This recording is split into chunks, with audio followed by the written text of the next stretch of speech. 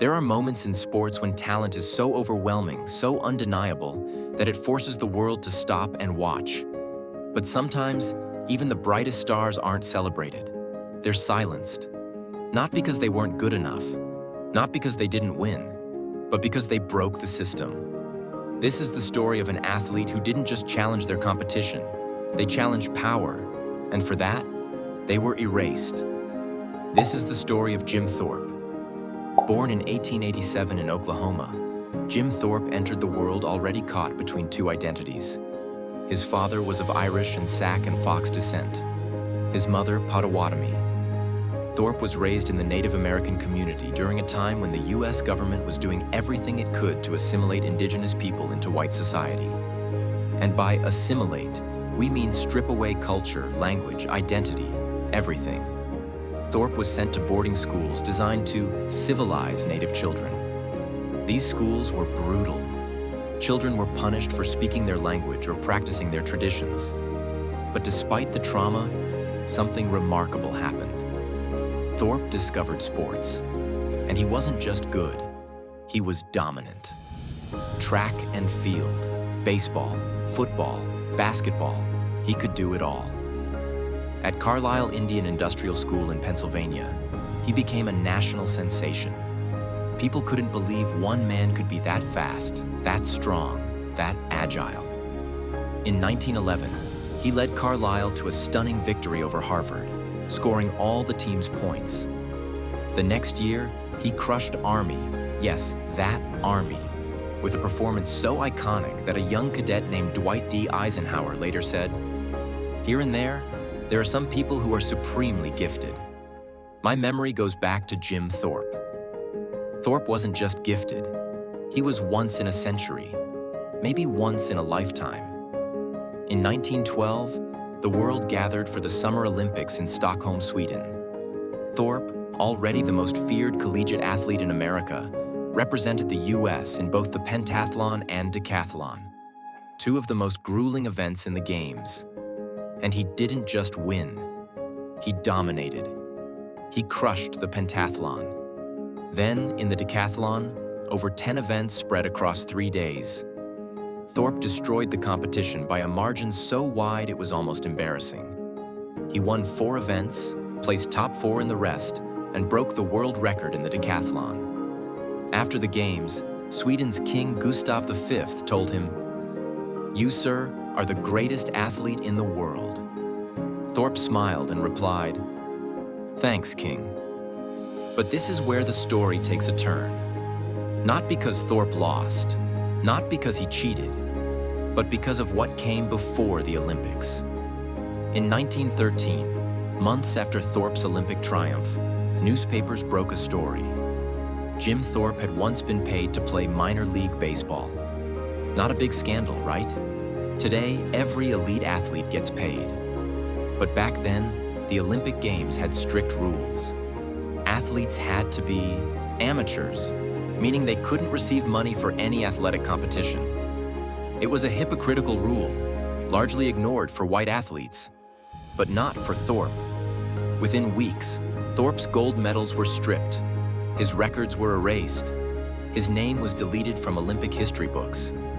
America, which had just celebrated his glory, turned on him.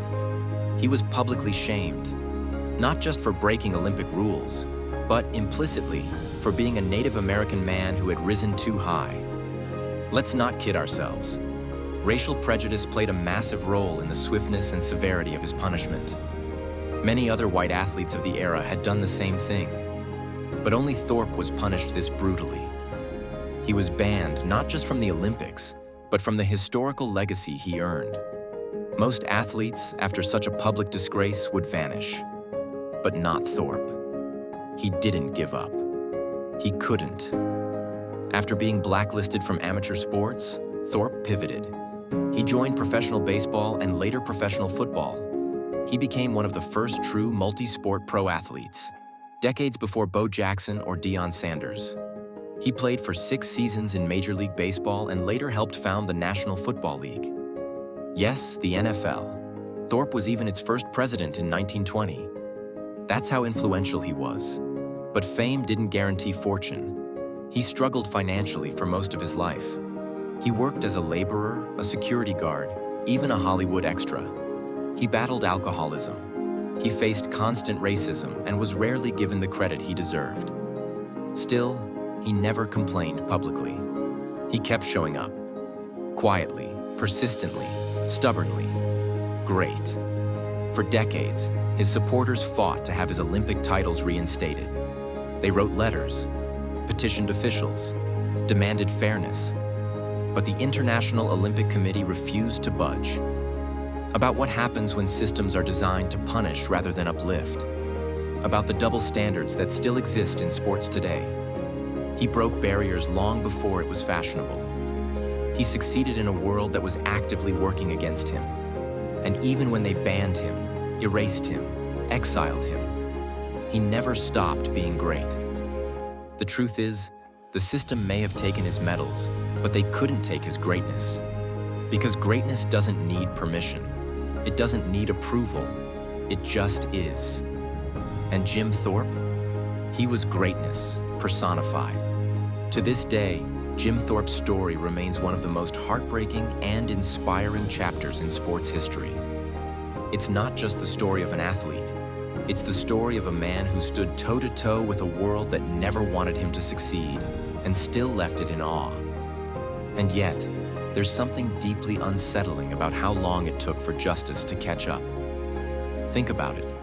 Over 110 years passed between the moment Thorpe stood atop the podium in Stockholm and the moment the world finally gave him back what he had always rightfully earned. That's not just a delay. That's a deliberate silence. A system that knew what it did and chose not to fix it for generations. But Jim Thorpe's greatness was never up for debate. He didn't need a medal to prove it. He didn't need an institution's approval, because his legacy wasn't forged in paperwork. It was forged in sweat, in spirit, in the hearts of everyone who watched him do the impossible. He became a symbol, not just for Native Americans, but for every athlete who was ever told they don't belong. For every kid who was ever underestimated. For every person whose story was cut short before it could even begin. His life reminds us that sometimes the system doesn't fail accidentally. Sometimes it fails on purpose. And when that happens, it's up to us to keep those stories alive. To say the names that history tried to bury. To demand that greatness gets the recognition it deserves, even if it's a century too late. Because this isn't just about the past.